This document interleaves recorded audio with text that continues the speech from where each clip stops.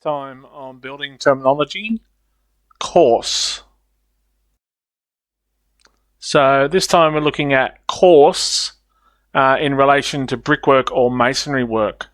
So a course is a continuous horizontal layer of bricks, blocks, stones, and any other building units in a wall of uniform height and bonded together with mortar to form the masonry structure.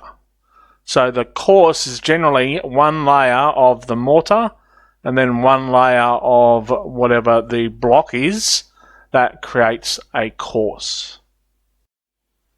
If you like this video, please hit the like button and subscribe to my YouTube channel. And you can also follow me on Facebook.